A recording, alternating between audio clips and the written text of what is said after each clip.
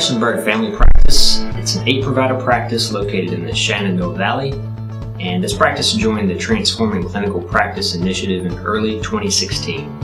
And with all of the members of our practice transformation network, we selected 8 quality and operational measures because under macro, if you're on the merit-based incentive payment system track, 60% of the composite score is going to be accounted for by quality measures. So those we got a handle on as quick as we could, give us time to improve them if they needed to be improved. The operational measure that was selected is TCM, or Transition Care Management. And the practice started with just 1 provider and 1 patient, and in a very short time it has grown across the practice to now include 7 of the 8 providers who have built for Transition Care Management. The focus on the operational measures is really a focus upon revenue for the practice. To succeed under MIPS, having quality scores and a patient-centric practice, being familiar with milestones of transformation, all of these are key to success under MIPS.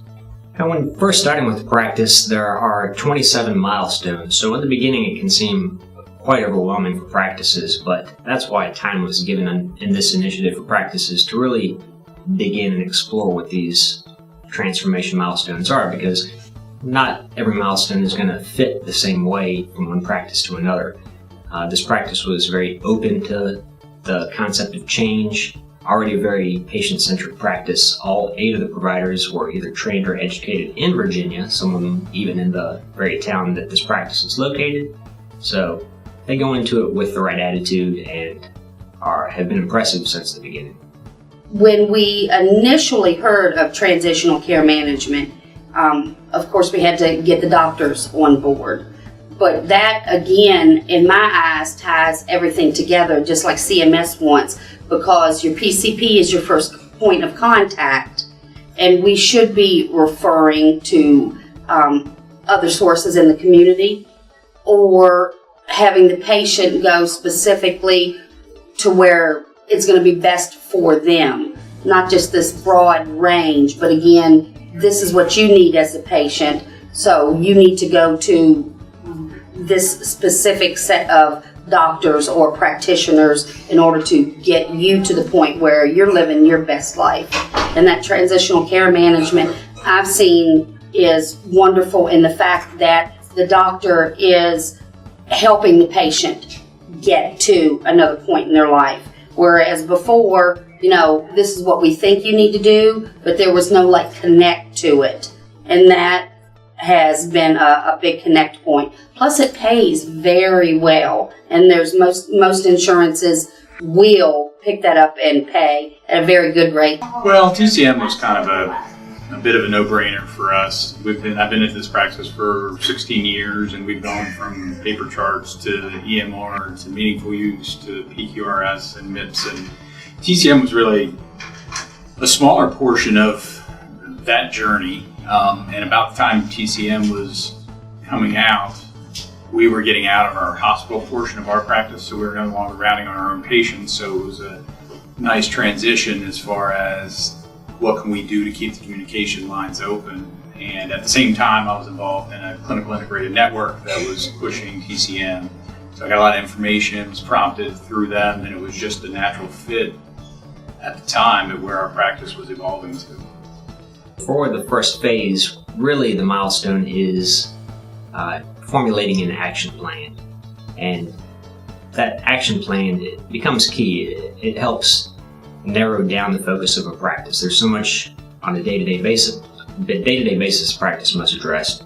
Throwing 27 milestones into the mix can be quite overwhelming. So we spend time going through those, getting familiar, and practices often find that many of the milestones they're already meeting, they just weren't even aware of that.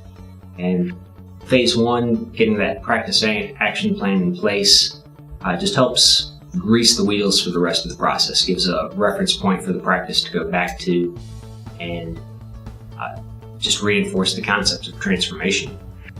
But for the first year of MIPS, of course, Transforming Clinical Practice initiative is an initiative in its own right about transformation, but you have to be changing nowadays in order to adapt to these alternative payment models. The merit-based incentive payment system being the track that most practitioners are going to be attesting to.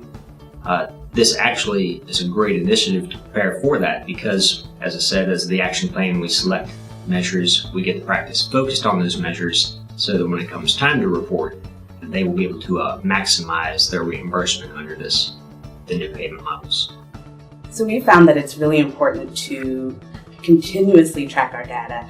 That way, in case there are any issues, say that we think we're on track with something and we may not be, we are staying on top of it and we can make the adjustments as we need to. I'm the office manager at Harrisonburg Family Practice, and I manage the front and also do the billing and the coding. I have a team of great girls that also help me with that, meeting all the requirements that are needed for the TCM. We go into printing reports, and I go into making sure that the doctors, when they do their notes, that they're coding them correctly. I mean, a lot of times they'll put an E&M down when it actually is a transitional care code. So with them putting in what they are seeing at the office visit, and if there was a hospital discharge, it can be called.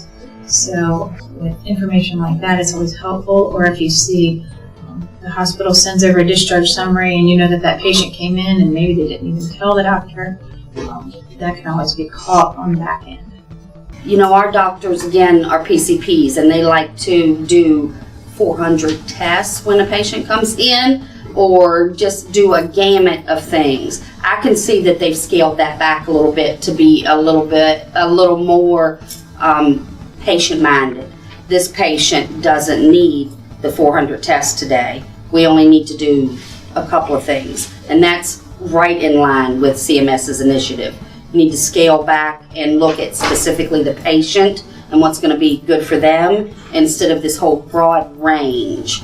I think the patients like TCM. I think they like the close follow-up. I think they like to know that their physicians know what happened to them when they were in the hospital. They like to know that the communication lines are open.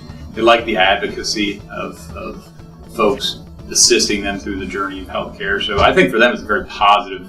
So the future of TCM, I mean, we're always going to have patient transitions, whether it's from the hospital to the office, from the skilled facility to the office. That's always going to exist. I think it fits well within the quality initiatives that Medicare are pushing at this point. So I think the program will most likely continue. I think it's going to expand. I think folks will take more advantage of the increased reimbursements with it. I also think it's a moving target, as is most things with Medicare, so we're just going to have to keep up with the information that flows out and adapt accordingly.